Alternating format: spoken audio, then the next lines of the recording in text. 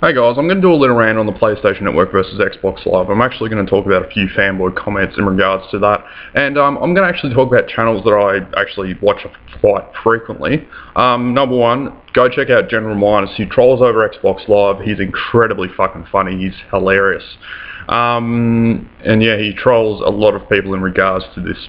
To the PS4. He does a lot of trolling videos, so go check him out. I'll put a link in the description for his channel. El Presador, he is a angry fuck, but that's what I like about him. He tends to scream and shout at the camera, but yeah, I reckon he's one of the best commentators on this website. And also Kieran M Films, go check him out too. He's a fucking awesome commentator. Now, I'm going to actually talk about the fanboy comments. I'm sorry, I didn't write anything down. I didn't really think this through before I decided to do this rant, so yeah, but anyway, comparing the PlayStation Network to Xbox Live, okay, let's begin. Number one, a lot of people state the PSN is free, that's why it's better. I fail to see how that is a reason in which why it's better. That's not really a justification in which why it's better. You know, comparing the two network qualities is the primary thing you need to actually consider when you're buying a console, because realistically, paying $70 a year is not that much. Fuck me. I spend more on milk and bread in a year than what I do on Xbox Live. I spend more on fucking, let's see. I spend more on rolling papers for my cigarettes than what I do on Xbox Live per fucking year. And they're like, what, 50 cents a packet? So yeah. The network quality is the stabilization, not to mention the network security. Say it was hacked and was down for about a month. Now, when you compare what network actually provides you with more, Xbox Live is by far the better choice. In comparison to what system provides you more exclusive titles, the PlayStation 3 is by far superior.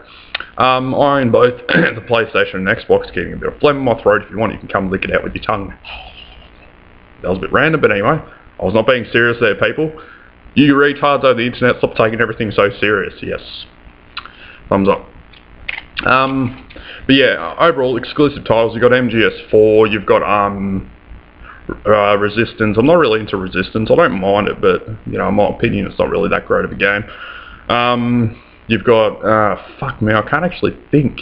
You've got Infamous, that's another game that actually is unique. It's kind of like Assassin's Creed on, say, LSD. In a way, yeah, that's what I'll fucking pretty much call it. It's got a fair few other exclusive titles that I can't think of off the top of my head, but overall, exclusive-wise, single-player-wise, PS3 wins. The online is primarily, I suppose, what everyone cares about in this day and age. I grew up in the days of where we had Nintendo 64s, we had all these gaming consoles that had no possible online capabilities. You're playing on a 51cm CRT TV, split screen with 4 people. The frame rate was, no, actually I can't remember how the frame rate was, it seemed reasonable at the time, it might look like shit now, but yeah. But overall, I don't know why people complain about, you know, what they get with these systems, because essentially you're buying a system for gaming, aren't you? I mean, if you're buying these systems for the media playback or something along them lines, you're an idiot. These are gaming consoles.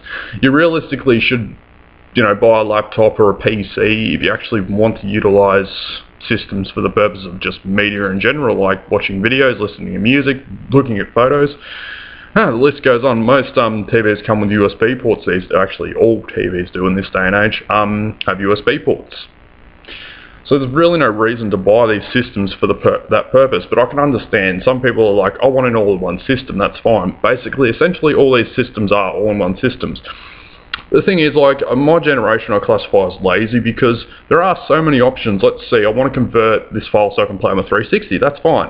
360 is okay if let's see, what file would I state to actually utilize, what file format? It would be an AVI. That would be the primary thing that you should have in your... That's what... fucking hell, I'm stuffing up here. AVI files are what you need to play primarily media in your 360. That's what it primarily recognises, and that's what everyone remembers the 360 playing back media for. It's AVI files, AVI format. So... yeah, there's so many things you can do with these systems now. They're not really gaming consoles, they're more than that now. Media players, the list goes on. Fuck me, I can't wait till the next ones come out. But yeah, overall, you can't really compare these two systems. They were designed by Microsoft and Sony. They're not really, in any possible way, shape or form, you know, all that. I suppose they aren't really the greatest companies to look out for once it comes to gaming.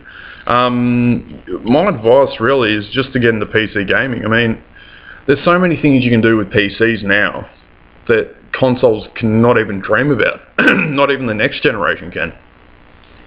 I can understand these companies though, they're not bringing out systems with overly expensive components. Like a Blu-ray fucking disc drive is not really that much in this day and age. I could pick one up for about $100 for my PC. I think the brand I could possibly obtain would be LG. But for $100. Also, there's a fair few other things in regards to, you know, just in general. Like, there's no need for these companies to put in a Core i7 3960X CPU from Intel. That would be pointless. It's worth over $1,000 alone for that CPU, and it doesn't come with a heatsink fan. But yeah, a lot of these gamers don't understand. But once it comes down to it, Sony, Microsoft, Nintendo, they're all in there for one purpose, and that's fucking moolah, money. But you know, a lot of people don't understand it. It's like, fucking, they didn't put a HD DVD drive or a fucking Blu-ray disc drive in a console. It's like, yeah, they didn't fucking have intentions of doing that. You know what? They don't have a need for it. Literally. Back then, they did not have a need for it. And if they brought out a new system that contained a Blu-ray DVD drive, see, this is where they've fucked themselves royally in the arse. They can't go ahead and do it now because they brought out games specifically that needed Blu-ray disc drives or to actually run them. Then they'll be kind of fucked, wouldn't they?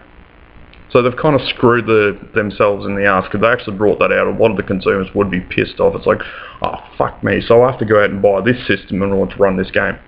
It's fucked. So, yeah.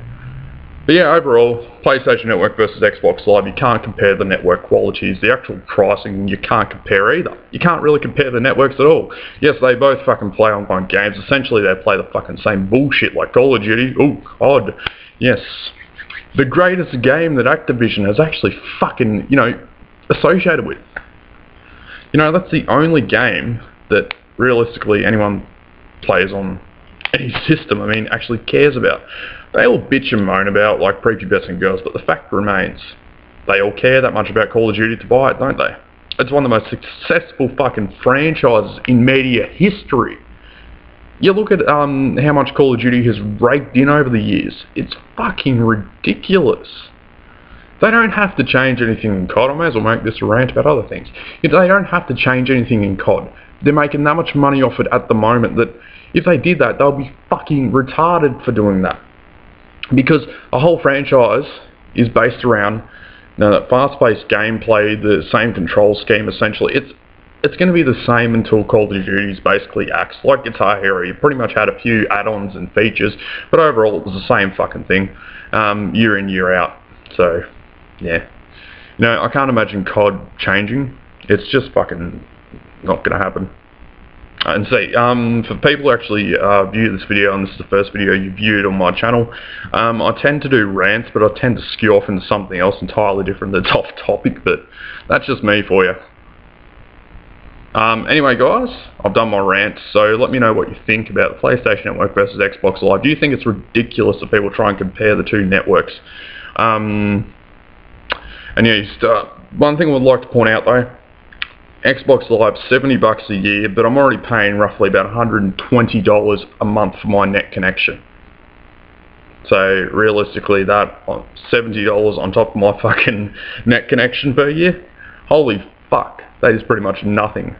I can make $70 currently, where I'm working, in I'll make $88 in 4 hours. So fucking 4 hours of work, I've made enough to pay for Xbox Live for the fucking whole year. Yeah, I don't know, these fucking idiots that complain about it. The price, the fucking price. Well, if you can find a better solution to paying for Xbox Live, like the PSN, if you reckon that's a better solution, go right ahead and go on the PSN. But realistically. Anyway guys, I'm out.